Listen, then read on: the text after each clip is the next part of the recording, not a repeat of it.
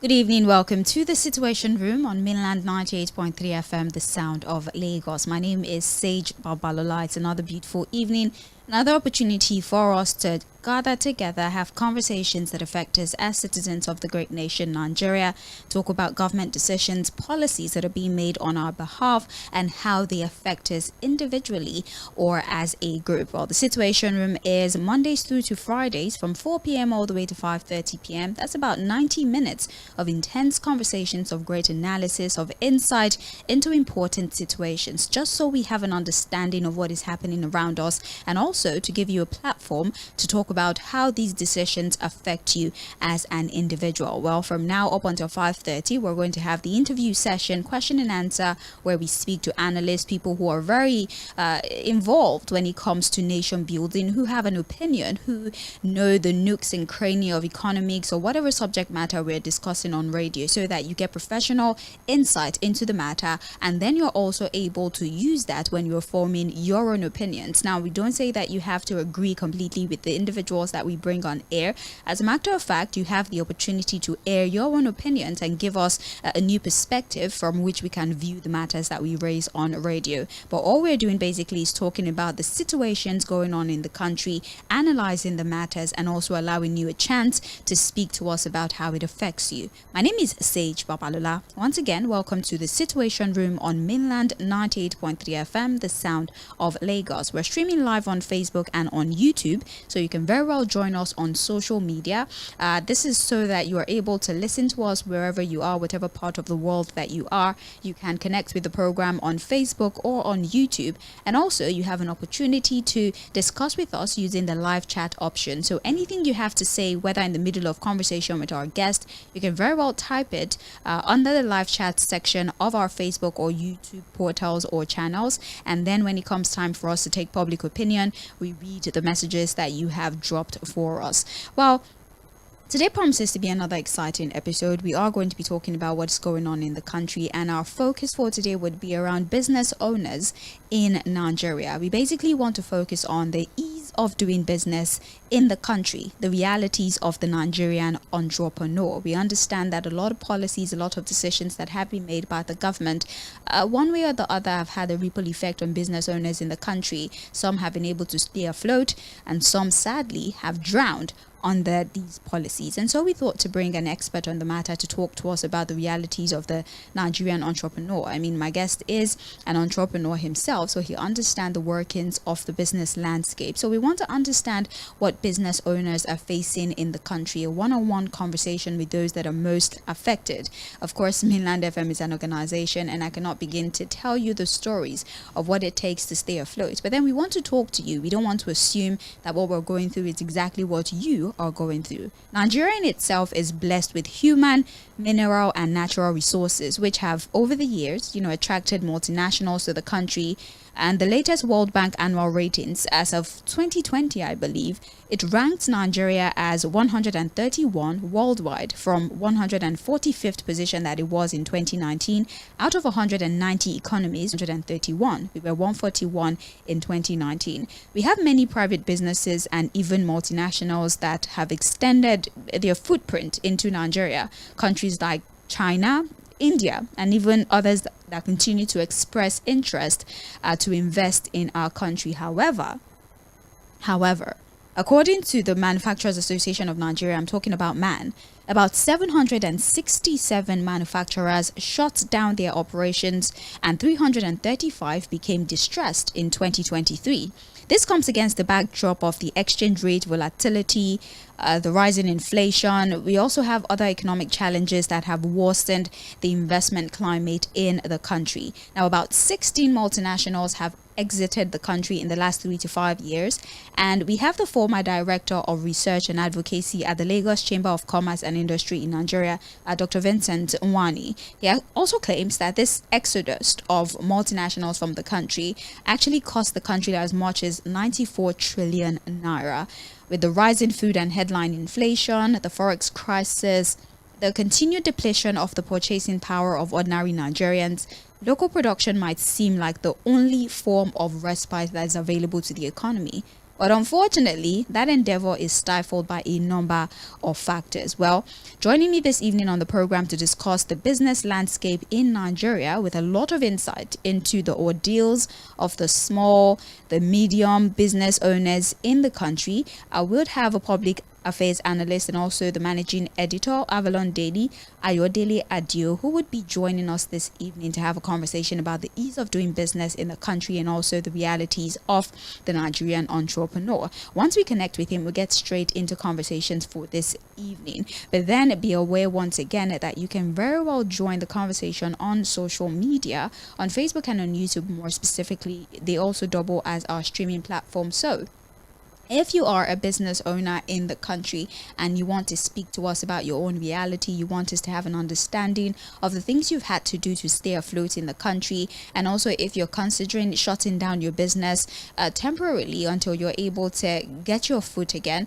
I want you to speak to us about that. But before we start to hear what's going on with you, we definitely would be having a conversation with Ayodele Adio. Like I said, he's a public affairs analyst, he's the managing editor Avalon Daily, and just give us a few minutes until we're able to establish connection, and when we come back we get straight into conversations. Don't forget, this is the Situation Room on Mainland 98.3 FM, the sound of Lagos. My name is Sage Babalola. We will be right back to have a conversation about all of the things playing out within the business landscape. Don't go anywhere.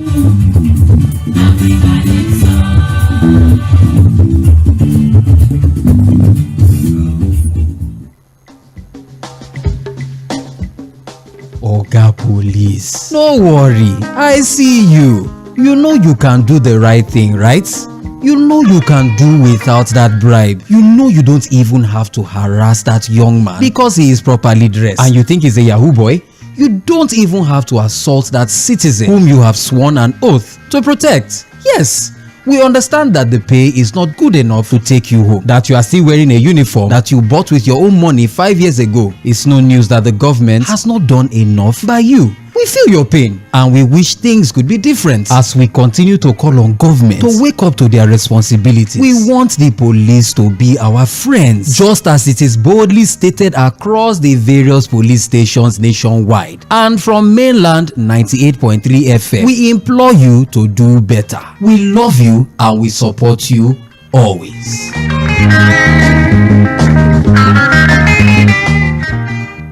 Things seem anxious and uncertain. I understand the hardship you face. I wish there were other ways, but there's not. If there were, in our quest to bring to the table issue-based conversation around nationhood and development, we have made 4 to 5:30 p.m. Monday to Friday the perfect time to welcome you into the Situation Room as we continue to build the narrative about public service and accountability. Mr. President, this Senate needs to know. Mr. President, this Senate needs to lend its voice to the plight of these people. Mr. President, there is nowhere I can say it except here. This is why I'm elected. If I cannot say these things on this floor, sir, I better resign and leave. As elections give the citizens the chance to make their political decisions, constant demand for quality leadership from those they voted into office. Look at us now, there is nothing, we are starving. Tinubu should please do something. It's also important to having a Nigeria of everyone's dream. Join ᴏᴜᴜ Akínyòdé as it takes to task seasoned analysts, opinion makers, business professionals, and politicians on issues around politics, policies, governance, and leadership. Every Monday to Friday from 4 to 5:30 p.m. on your super dial, Mainland 98.3 FM will welcome you roommates as we discuss the situations.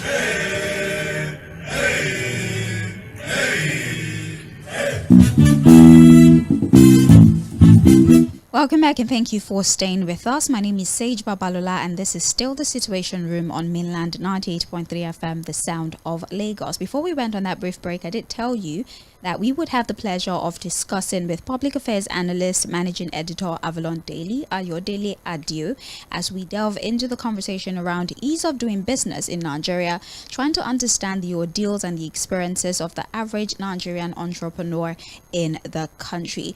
Ayodele Adio, it's always a pleasure to have you join us. Good evening to you.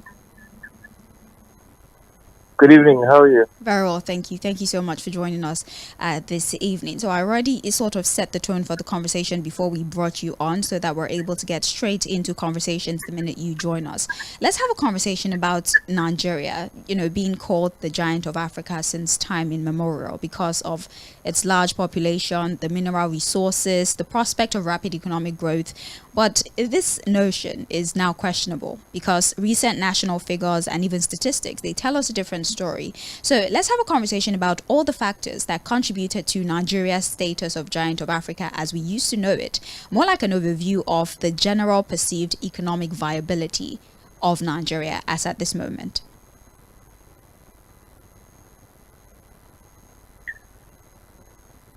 Can you hear me? Yes, I can hear you now. Please go ahead, sir.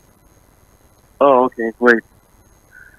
I mean, every country typically have their competitive and comparative advantages for which they use to either compete globally, to create wealth for their citizens, or essentially to create value. In Nigeria's case, of course, we've been blessed tremendously with what many call the black gold or the black diamond, which is an abundance of oil. We're also being blessed with an abundance of arable land, fertile arable land across the entire country. And of course, we have a huge population which offers us a huge market, and we're strategically placed at the bites of Benin, which helps us with trade, if you looked at it strategically. So we have on paper the basic conditions upon which nations grow and develop at a fast pace. Unfortunately, it would appear that we haven't maximized our full potential. We haven't leveraged many of the opportunities that have been so given to us freely by God, by nature. And we have been extremely wasteful with the resources that have accrued to us from oil sales over the last 40 years. So you put that together, we have become a giant standing on spaghetti legs. We just haven't scratched the surface. We have struggled to even dominate regionally. So if you looked at even the ECOWAS region, we simply are just a big dog that can't bite. Today, as we speak, neighboring countries have currencies with a lot more value than the Nigeria's currency. I remember the days when we used to travel to Togo or Benin Republic, with a few nairas in your pocket, and you could paint the entire town red. This was a period where you had artisans and cooks all flooding into Nigeria, some to serve as house help, some as cook, domestic staff, drivers, and what have you. But today the reverse is the case. Many of these people are now returning back to their countries because our money no longer have any value whatsoever. And that's the sorry state of our country. Unfortunately, it's been a tale of mismanagement, of missed opportunities, and the inability to realize our full potential. And it's quite a sad story. Well, our mismanagement happens to be affecting business owners in the country terribly. Small and medium enterprises play a very major role in economies, particularly in developing countries. They actually account for a majority of businesses worldwide and are very, very important contributors to job creation, global economic development. In fact, according to the World Trade Organization, SMEs represent over 90% of the business population, and the economic growth in many Asian countries like Korea, Taiwan, Japan, and many others is somewhat directly proportional to the sport in SME activities. And I decided to provide this build up to my question so people can really understand why the conversation around business growth is somewhat necessary. So can you please reiterate entrepreneurship as an economic pillar of any polity? Well, entrepreneurship is basically the engine of growth for any economy. And I like the fact that you so eloquently laid the background with the Asian tigers, the East Asian economies that developed fast, largely because of the capability of entrepreneurs in that country who built businesses, who scaled those businesses, some of which were export-oriented. They created jobs. The economies grew, across the world. The government really does not grow economies directly. What it does is create the enabling environment for businesses to thrive. It is these businesses, with their innovation, with their creativity, that adds value to the economy, that creates wealth, and consequently drives national growth. The same is the case for Nigeria. Most of our economic activities are driven by small businesses. In fact, by largely small informal businesses, across the country. But that's the dominant economic activity, where the dominant economic activities take place in Nigeria. It's small businesses. Yakolade, Mama Chukudi, Tᴏɪᴛᴛᴇʀ and all of that. That is where the dominant business activities happen in our country. What needs to happen, and perhaps why you haven't seen as much impact of these small businesses in our country, are largely two things. One, like I said, they are mostly informal, and they do not operate under the formal sector, so their value is not properly captured. And two, because they are not properly resourced by financial institutions, and so they struggle to scale or they struggle to grow. Now, once these businesses, if for some reason these businesses, the majority of these businesses can access cheap capital with decent repayment period, once they are able to improve their skills and competencies, and more importantly, when they are able to transition to the formal sector, you will then see a sporadic growth in the economy, in business activities, and the value that these businesses create, which would also have a huge impact on the large economy. So, as I speak today, there is no significant difference between the fact that entrepreneurship activities drive a sizable amount of business activities in Nigeria as it does in many of the Asian countries that you highlighted. The major difference is largely the fact that many of ours still operate in the informal sector with very little capital, with very little skill, and so their survival is usually, their growth is usually stunted, and their survival, is usually short-lived. So that really is the major problem that we grapple with in our own economy battle. Right. I'm so glad you raised the conversation about, the distinction between the formal and the informal sector. Well, the informal sector is largely unregulated, so it sort of like restricts their operations in the country. But then let's talk about the Monetary Policy Committee, for instance. The MPC, for the third time this year, increased the MPR, 26.25 to 26.75. Yeah, it was 50 basis points. Usually they do over 100. But this move, experts did predict, even before the meeting, that if they go on ahead to increase the interest rate or the MPR, that it would cause a lot of problems for the operations of business owners in the country, especially the small businesses. And aside from the continuous tightening of these monetary policies, there seems to be a lot of disconnect between the monetary policies and the fiscal policies of government, concepts that logically should be synergized. So can we discuss Nigeria's conflicting fiscal and monetary policies, something that has become the bane of SMEs in the country? Well, so to be fair to the CBN governor and the CBN team, let me look for the easiest way to explain this. So, right. First of all, Nigeria is in a terrible fiscal state. It has a huge debt burden. Its resources have shrunk, so we're not generating as much revenue as we should. And the size of our economic activity has also significantly shrunk. So, what that means is that there is not enough economic activity within our economy to drive growth. But even more significantly is the fact that our currency has gone on a downward spiral. Largely after the devaluation of the currency, when we tried to defy the exchange rate, and of course the removal of petrol subsidy. That sent, our currency on a downward spiral. Now, for the CBN, its primary aim now is to ensure price stability, but more importantly, to avoid capital flight from Nigeria. Now, I understand the arguments that people make, and I also am extremely worried about the fact that continuous hikes in interest rates will largely lead to a recession because it will stunt the growth of businesses.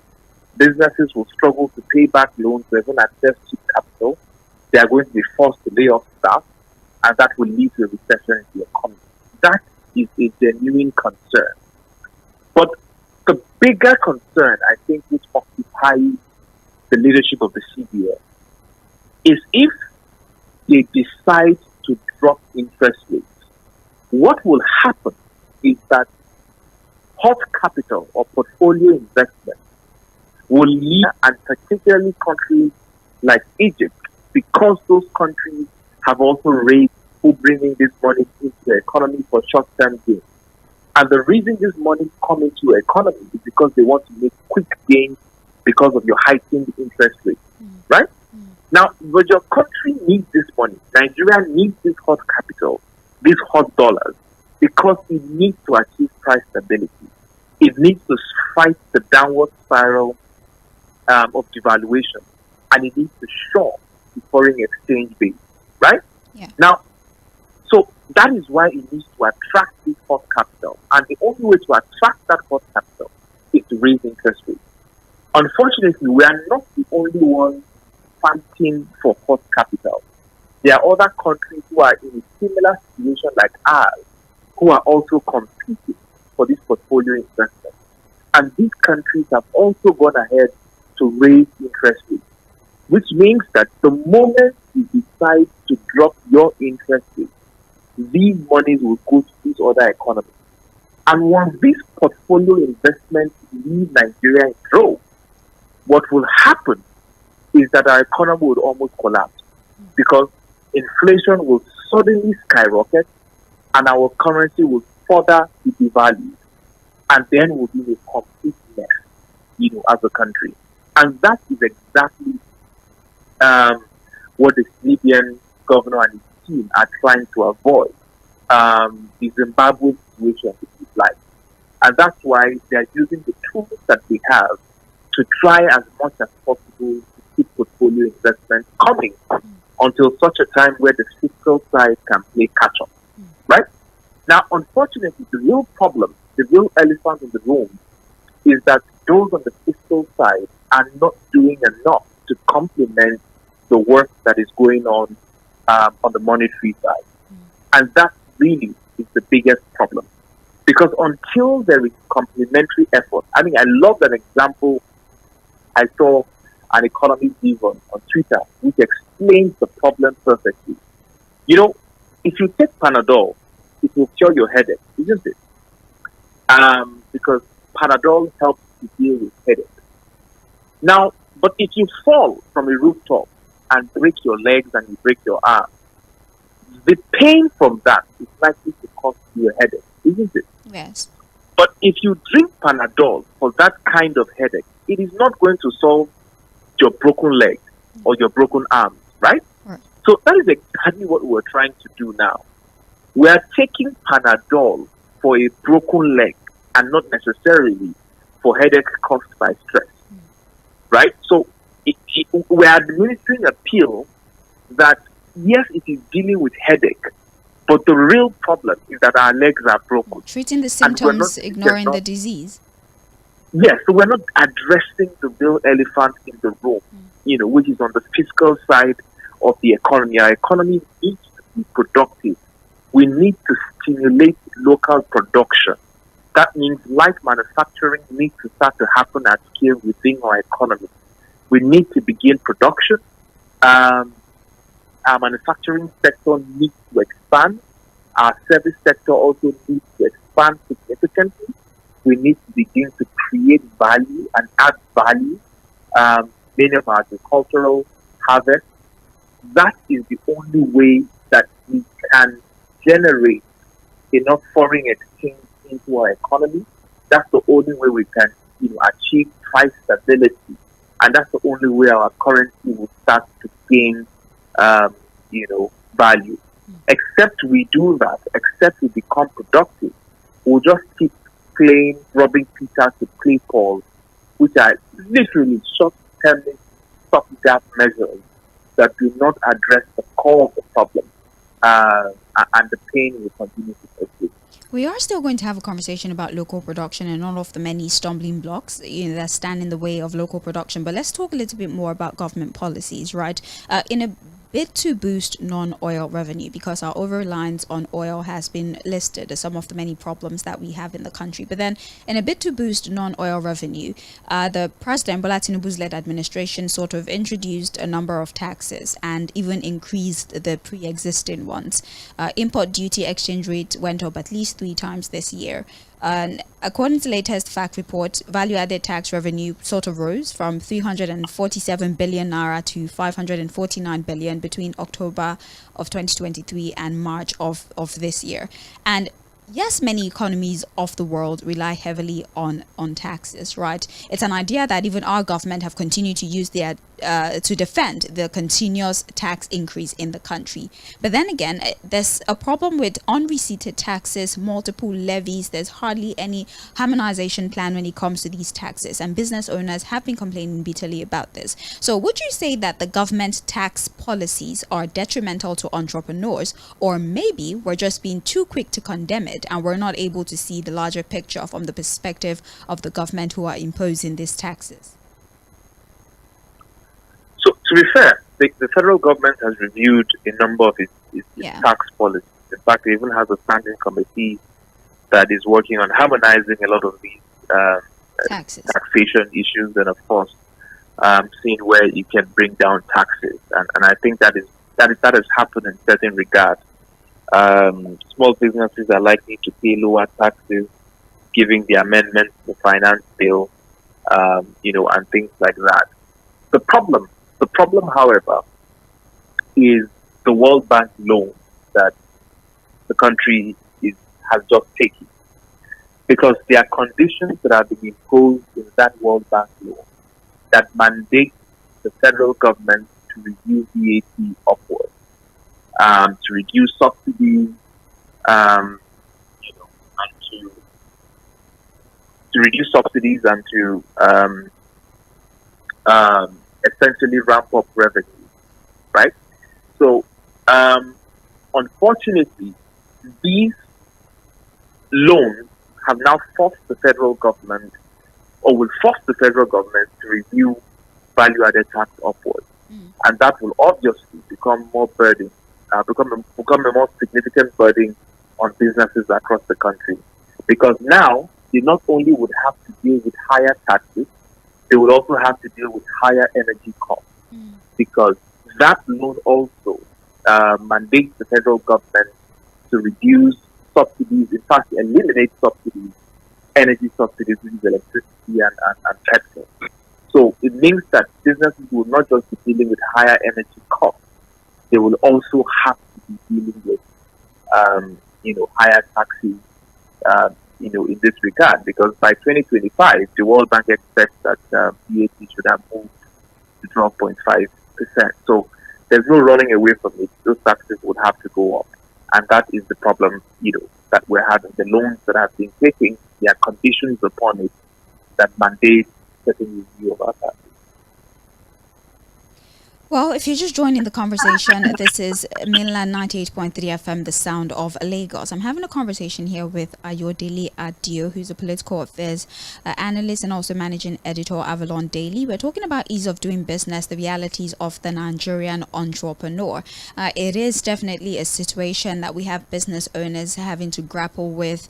We're discussing some of the factors that is affecting the operations of business owners in the country. Of course, we started by discussing the economic economic viability of the country, and also we established that entrepreneurship is indeed an economic pillar of any polity. We had a conversation about the unfortunate disconnect between the monetary and fiscal policies that we have in the country. Of course, the increasing of the interest rate, a concept that we have been able to establish is not necessarily a problem or shouldn't be a problem, but unfortunately we're not having a corresponding response from the fiscal side. And then we spoke about the taxation in the country, which thankfully my guests have been able to highlight. The government have been re-evaluating or reviewing a number of these taxes. We've seen slight minimizations in some of the taxes. We've seen tax exemptions that have been granted to certain businesses in the country. The conversation definitely continues here on Mainland 98.3 FM. Don't forget that we're streaming live on Facebook and on YouTube, so you can join our live stream.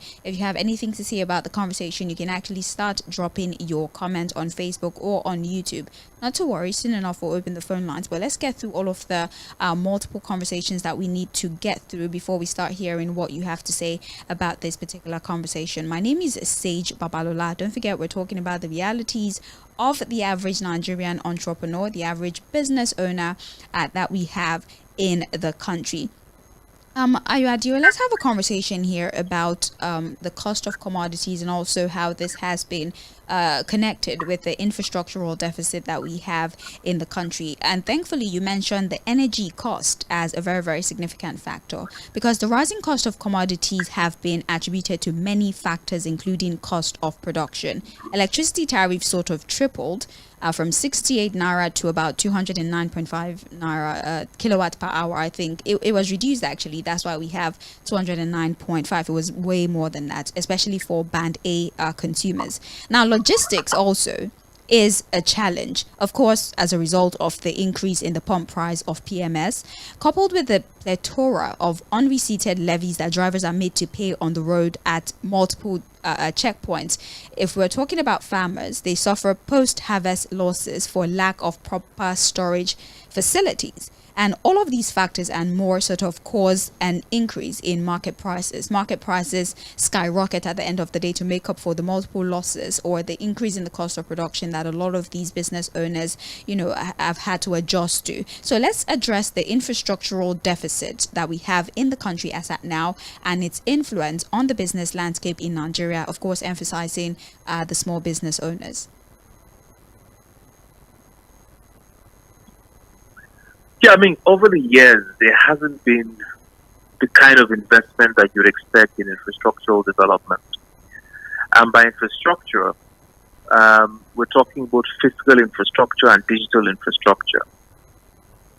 Both of them have suffered, from a lack of investment, by federal, states, and local governments. So you have a situation wherein you don't have enough roads that are connecting, farms to markets. You don't have enough quality roads that are connecting major cities, which makes travel experiences difficult and expensive, which makes the movement of goods across the country a tedious experience. Spend longer on the roads. You meet with multiple agencies and have to pay or bribe your way through. So this huge infrastructural deficit poses a significant challenge for businesses. And without logistics, you really cannot scale as a business. I was watching the other day, was it on Instagram, where a young lady in Miami who just launched, I think it was a makeup brand or something. And in the first 24 hours, she did $1 million in sales.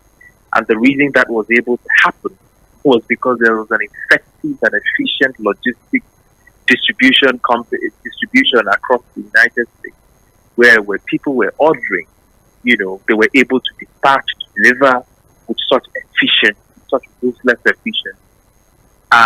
If you think about that in Nigeria, it becomes almost impossible to do. If you produce a lipstick, for instance, now, how are you going to deliver that lipstick to somebody in Jos if you're in Lagos? The cost of delivering that lipstick in Jos will perhaps be even 2 times the cost of the lipstick that you have produced, which makes it almost impossible for you to make that sale. And so without significant investment in infrastructure that drives logistics, businesses will struggle to scale. That is also the bane of entrepreneurship, in Nigeria. We're struggling to achieve scale because the infrastructure, whether physical or digital, is grossly lacking, and it doesn't encourage the growth and scale, of many businesses. And for us to mitigate this, there has to be a conscious, deliberate effort to invest in infrastructural development that connects farms to markets, that connects cities in ways that they do not at the current state, and that drives logistics across the country. Because if we fail to do that, like I said, we'll struggle to achieve scale for most businesses, and that again would hold back, entrepreneurs that are trying to build value and they are trying to scale and create wealth. Right. Earlier, you spoke about the need for us to up local production in the country, and we understand that supply demand are Siamese twins. They are conjoined twins. So if we're going to up local production, we have to establish that there is actually a demand for local products. And forgive me for saying this, because it's a number of Nigerians that are classist. They believe that foreign products are of better quality than local products, and it afford them some level of exclusivity. And then there's another class of people that actually want to patronize local products, but then unfortunately or ironically, imported products are cheaper than locally produced products. For example, rice, and that's an example that I believe everyone can relate to. That's why I'm using that illustration. So what is your perspective on this perception that people have about the quality of locally produced goods, and also on the issue of the pricing of this locally produced commodities? Well, listen, I hear that argument every now and then, but I struggle to buy the argument, because there was a time in this country, in my own lifetime, where all the music that we listened to was produced in New York, in Ohio, in Detroit, right? So we listened to all the hip-hop songs that came all the way from the United States and barely paid attention to what was produced locally. But today the reverse is the case. Nigerians are paying premium to go and watch local stars perform. We're streaming their music online, and we're proud of what our artists have achieved, not just locally but internationally. Now, what does that mean? That means that if we support the growth of our local industry, there is no gainsaying that Nigerians will be proud to rally around, to support, and to patronize. I have no doubt in my mind about it. Today, in Lagos and in Abuja, you have a lot of elite, middle-class Nigerians who prefer to even dress in native attires than, wearing shirts and trousers. You have a lot of ladies who like, to even appear in native attires, that in perhaps English wear. Now, unfortunately, many of these fabrics are no longer created or produced in Nigeria because of the death of the textile factories in Kaduna, Kano, and in other places. But it does show you that we do not have a problem driving local demand, whether it's locally made clothes, locally made shoes, locally made furniture. We are happy to do that. The problem, however, is there is very little support for this local production to achieve scale and excellence. And there's very little of them around, because many of them are struggling to survive the macroeconomic environment that has stifled them. So if you have a situation where these businesses enjoy a lot of direct and indirect support from the government, if the macroeconomic conditions in Nigeria improve significantly, what you're going to see is increase in demand for more local products. You would see a lot more Nigerians express pride in using a lot of made in Nigeria. You would see a lot more Nigerians flaunt, a lot of made in Nigeria products. It's not a problem at all. The issue is the conditions upon which companies grow and gain prominence is grossly lacking in Nigeria. And that makes it difficult for a lot of businesses to achieve that kind of status that a lot of people would want to embrace and patronize. And so again is why we consistently advocate, that government needs to put the right macroeconomic conditions in place for production to become attractive, so that people can go back to producing, whether it's bags, whether it's shoes, whether it's furniture. Once those conditions are in place, what we have now is what's called panic production. So the guy who is making your furniture is running a race against time. He's worried that they are going to cut electricity supply in 1 hour. So he's doing rush work. He's worried about how he's going to convey, his raw products from the market to his shop. He has to deal with a lot because of the conditions he's operating in, right? So if those conditions improve significantly, the quality of output of the work that you see today will also significantly improve. Because the truth is, if you are going to produce top quality in Nigeria, you will be pricing your product beyond the reach of most consumers. Because like you rightfully said, international products will be cheaper. And so nobody is going to buy, right? So you need those macroeconomic conditions to support local production. And that takes a lot of deliberate effort from state actors to create that enabling environment.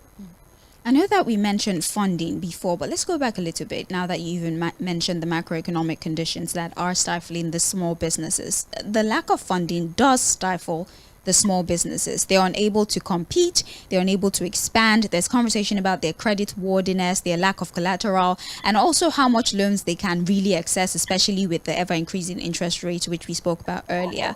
Now, a few government initiatives have had to be shut down because the lenders did not pay back or could not pay back the loans. The Anchors Borrowers Program is one of such initiatives that had to be paused because a number of the beneficiaries were unable to pay back the loans collected. So what are some of the factors that come to play when we're discussing access to finance by small businesses? And why does it seem like they are unable to maximize the little funding that is even made available to them?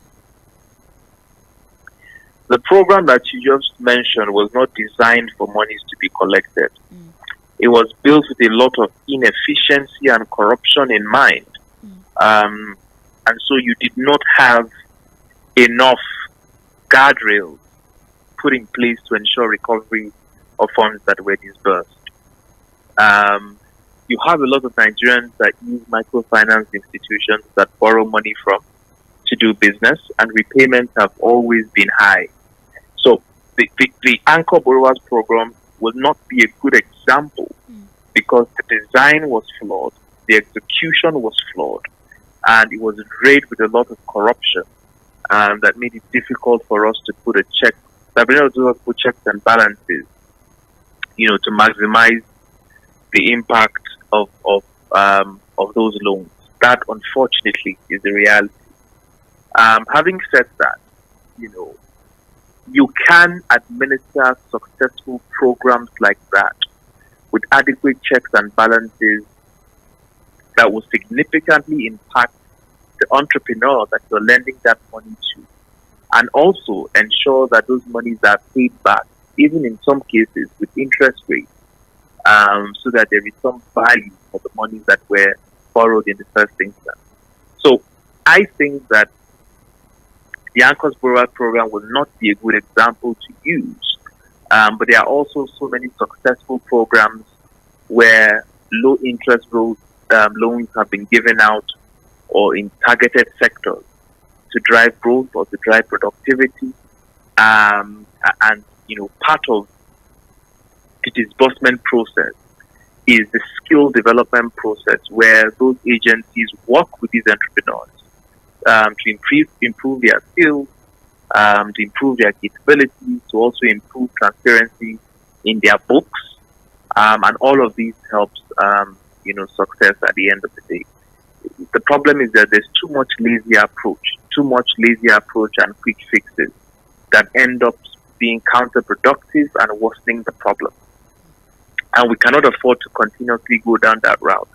We need to do the real work of institutional building, populating those bureaucracies with competent individuals who are well remunerated, and have clear, actionable plans and goals that are measurable, and that are executable. That's the only way that we can make progress. So it works. The problem and the reason why we haven't seen its benefits here is because many of such disbursements are riddled with corruption and a lot of inefficiency. Ayuadio, businesses have never been under greater pressure to innovate, a pressure that larger organizations have the capacity to handle in comparison to smaller business. In fact, the word monopoly has become rather famous in the last couple of days, and this is me referring to the whole shenanigan, if you let me call it that, that's been going on with the Dangote refinery and all of the other stakeholders within the oil sector. And the accusation here is that larger businesses seem to be enjoying support from governments. They seem to be the one who have access to funding. They seem to be the one who has access to forex, for example. They seem to be the one who operate in free trade zones. They get tax holidays. They get tax rebate, amongst other things. And so the margin between small scale and large scale business becomes wider, and competition is almost non-existent. So what kind of instruments do we need to employ to address these disparities or this gap?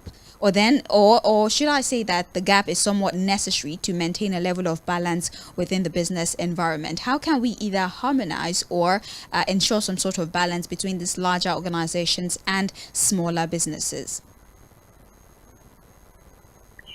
Well, I don't think there is any need to actually harmonize or seek balance. The truth is, small businesses are there to serve larger businesses, right, to provide certain support services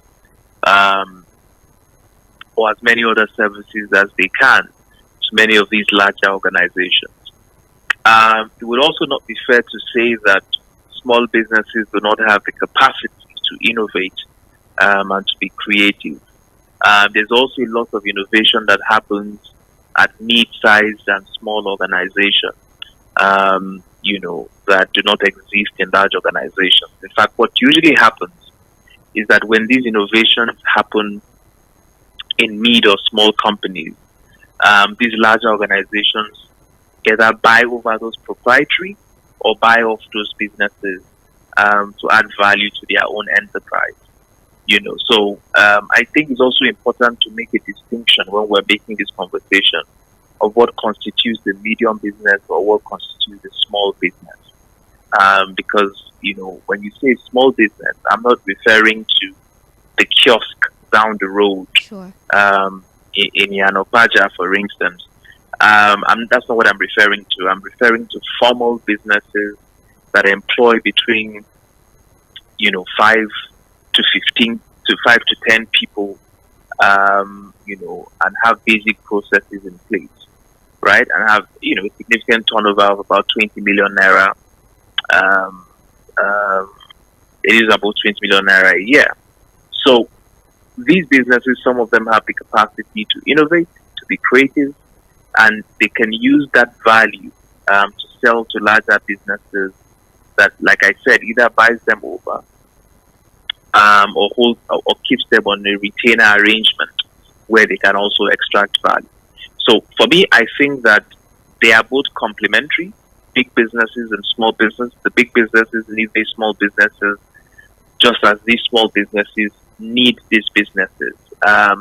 You only sometimes have a situation where some businesses grow so big and so dominant that they want to swallow out, all of the small players in the industry. And that's where you need your regulatory agency to constantly create a level playing field that allows for competition and that sometimes protects, some of these small businesses from, destruction from these larger organizations. Right. We're due for a break in about 6 minutes, but then I'd still like us to address